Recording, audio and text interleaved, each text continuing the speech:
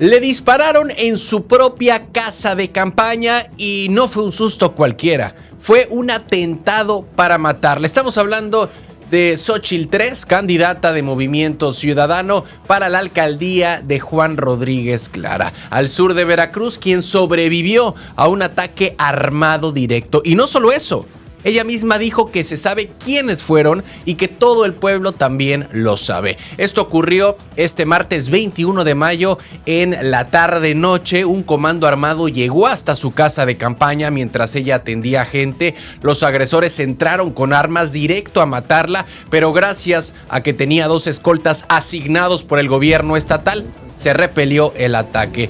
Trés, la candidata de Movimiento Ciudadano, salió viva, pero lamentablemente no todos corrieron con la misma suerte. Durante el ataque fue asesinada Abisac Douglas Coronado, periodista y fotógrafa de campaña de la candidata de Movimiento Ciudadano. Fue llevada a un hospital en Oluta, pero no logró sobrevivir. También resultó herido otro colaborador, quien vive frente a la casa de campaña. Está siendo atendido en Veracruz y su estado es delicado. Ya Xóchitl Trés escribió después del ataque que pues reconoce, dándole el reconocimiento, el cariño, comentó que honrará lo que la fotógrafa, la periodista, le pidió en el trayecto al hospital. En un mensaje publicado después del atentado, Xóchitl dijo que eso fue un intento de asesinato directo, que ya había recibido amenazas desde el arranque de campaña y que todos en Rodríguez Clara saben quiénes fueron. También dejó claro que su decisión de participar es para honrar la memoria de su esposo Gregorio Barradas, quien fue asesinado hace algunos años atrás por enfrentarse a criminales en ese mismo municipio. Pero el mensaje también tuvo destinatario claro: la gobernadora de Veracruz, Rocío Nale, quien le había pedido que no abandonara el pueblo de Rodríguez Clara, que vive entre secuestros, entre cuotas, entre derechos de piso. Pidió reforzar la seguridad y que la fiscalía no solamente investigue el ataque, sino que también la policía municipal, que según ella no existe o está coludida con los criminales. La gobernadora confirmó todo, dijo que Xóchitl fue de las primeras candidatas en pedir seguridad, que sí se le asignaron escoltas y que gracias a eso se repelió el ataque. También la gobernadora de Veracruz lamentó la muerte de la fotógrafa y aseguró que este tipo de hechos pues demuestran por qué han desplegado a más de 5,000 elementos en 57 municipios considerados focos rojos. Y lanzó un mensaje claro. Dijo que no va a permitir que personas con vínculos delictivos busquen el poder por la vía violenta. Y aquí vale la pena hacer una pausa, porque el nombre de Xóchitl Trés no es nuevo para la política veracruzana, ni tampoco para el escándalo. Tan solo en el 2017 fue detenida en Puerto Vallarta, acusada de enriquecimiento ilícito. Se le señalaba por haber adquirido propiedades y vehículos que no podía justificar con sus ingresos. Incluso se le vinculó sentimentalmente con el exgobernador de Veracruz, Javier Duarte, y un testigo clave del caso declaró que Javier Duarte ordenó comprarle un departamento y una camioneta Land Rover con recursos públicos. En su momento, Xóchitl Trés fue sentenciada a 3 años de prisión, pero obtuvo libertad bajo fianza tras devolver 8 millones de pesos al Estado. Hoy, esa misma mujer que estuvo en medio del caso de Javier Duarte es víctima de un atentado político. Noticias locales. Y bueno, continuando con todo este caso de la violencia en Veracruz, es algo lamentable que en estos últimos días, en estas últimas semanas, en vez de estar hablando de propuestas de candidatos, en vez de estar hablando de la democracia, de temas electorales, pues lamentablemente hemos estado hablando día tras día de estos hechos violentos. Vamos a hablar ahora de Rocío Nale, que ya fue a la Ciudad de México a reunirse con la presidenta para hablar de seguridad, pero no la dejaron pasar. El motivo: la CENTE bloqueó los accesos al Palacio Municipal, pero ojo, Rocío Nale no fue a turistear, fue a buscar refuerzos federales porque el horno en Veracruz no está para bollos. La gobernadora de Veracruz está en la capital del país para reunirse con Omar García Harfuch, el secretario de Seguridad del gobierno federal. El objetivo: reforzar los operativos de seguridad en el estado en plena recta final de las campañas y después de varios hechos violentos que han sacudido a la entidad veracruzana. Y claro, obviamente lo que reventó todo fue el ataque armado contra la candidata de Movimiento Ciudadano en Rodríguez Clara, donde una periodista fue asesinada. Ya Rocío Nale esta mañana comentó en una entrevista que gracias a la intervención de la policía estatal, la candidata de Movimiento Ciudadano sobrevivió. Pero también lamentó la muerte de Abisac Douglas, la fotógrafa de campaña, y aseguró que se brindará todo el apoyo a la familia. Además, reveló que ya se tienen identificados vehículos, que ya se tienen identificadas personas involucradas en el ataque, aunque aclaró que no puede adelantar más para no entorpecer la investigación. Y ojo con esto, porque hasta el momento Veracruz tiene un operativo activo en 57 municipios considerados de foco rojo. Se desplegaron 5,595 elementos, personal de la Marina, del Ejército, de la Guardia Nacional, de la Policía Estatal y hasta de la Policía Municipal. También 737 vehículos. Y bueno, ya la gobernadora de Veracruz, Rocío Nale, aseguró que nunca antes se había hecho un despliegue de esta magnitud en una elección local. Y aquí viene lo más curioso, porque Rocío Nale iba a reunirse también con Claudia Sheinbaum, presidenta de México, para estar revisando el operativo para el día de la elección, pero no lo logró. ¿Por qué? Porque la CENTE bloqueó los accesos a Palacio Nacional. Comentó que tenían una reunión, pero no tuvieron el acceso, ¿no? Así que, aunque no se pudo ver con Claudia Sheinbaum, sí tuvo una reunión con Omar García Harfuch y el Gabinete de Seguridad Federal. Además, Rocío Nale dijo que el gobierno del estado está revisando los perfiles de todos los candidatos en coordinación con el secretario de gobierno Ricardo Agüed, y esto lo están haciendo en mesas con todos los partidos para detectar casos con antecedentes penales o posibles vínculos con el crimen organizado. Y lo dejó clarísimo.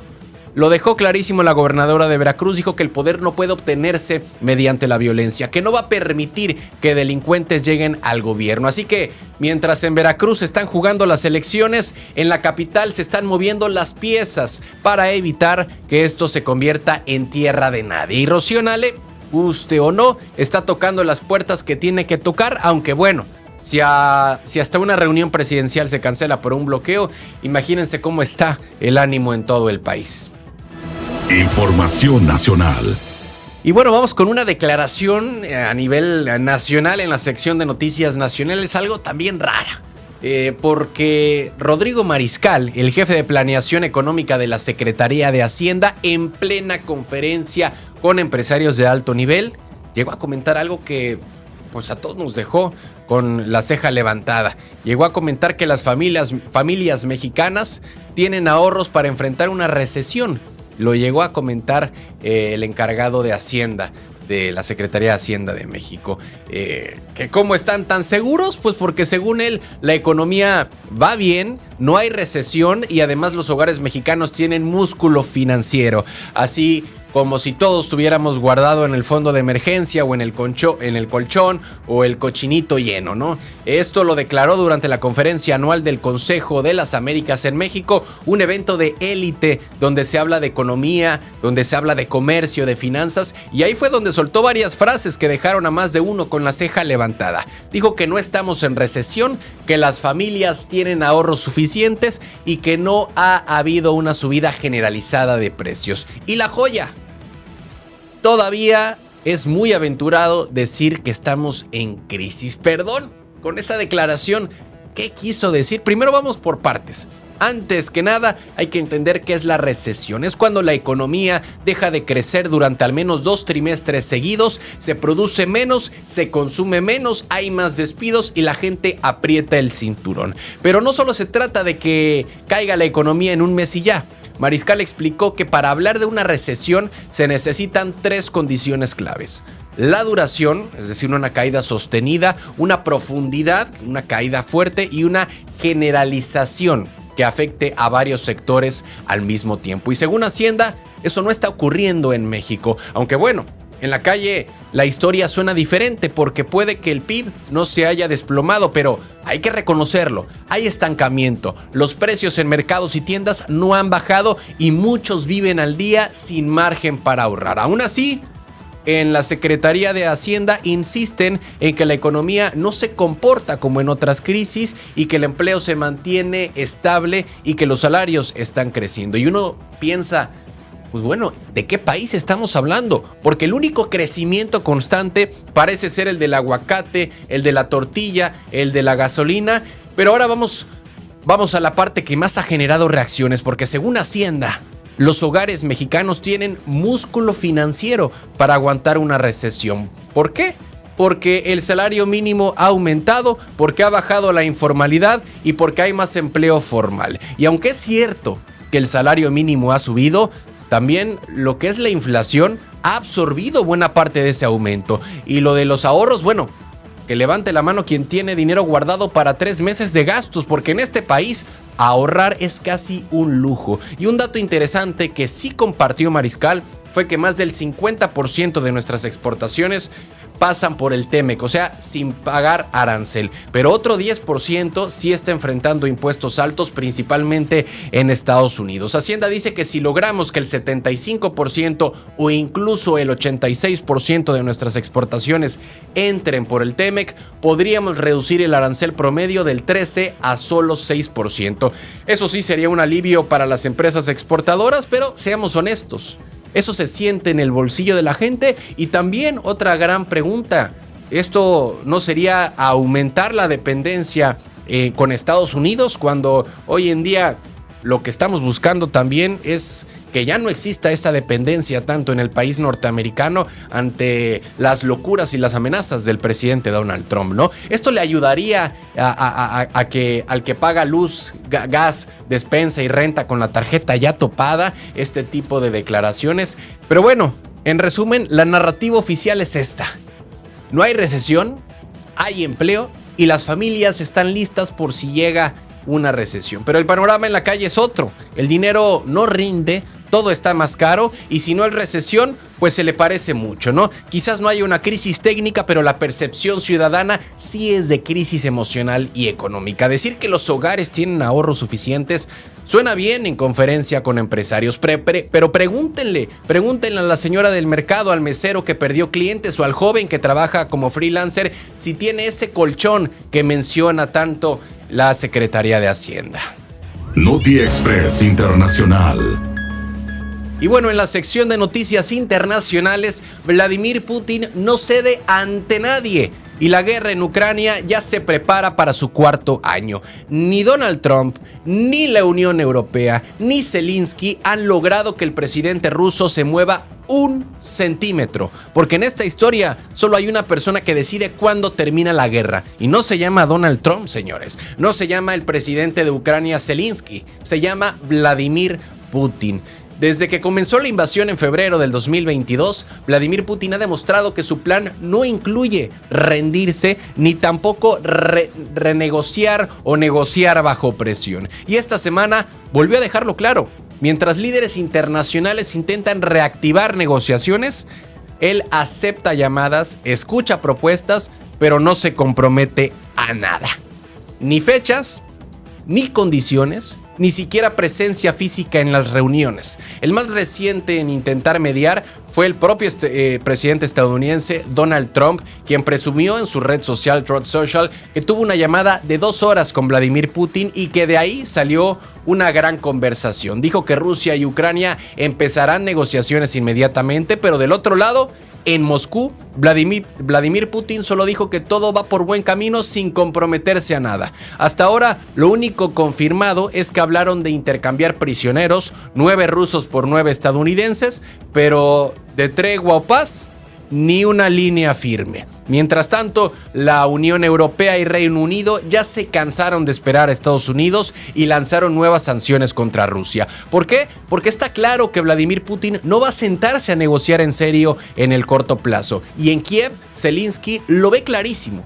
La llamada con Donald Trump le dio a Putin más tiempo. Tiempo para seguir avanzando con su ofensiva y tiempo para jugar con la idea de que está dispuesto a hablar, aunque solo sea retórica. Y si había alguien que aún pensaba que podía hacerla de mediador, eso era el presidente de Turquía, quien organizó una reunión en Estambul. Zelensky fue el presidente de Ucrania y Putin mandó a una delegación menor. Un desplante total, ni hora, ni agenda, ni representación de alto nivel.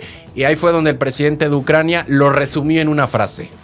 Siente que falta... Que Rusia está faltando el respeto no al presidente de Ucrania, sino también al presidente de Turquía y al presidente de Estados Unidos. Y es que, a ver, Turquía lleva 3 años jugando un papel delicado.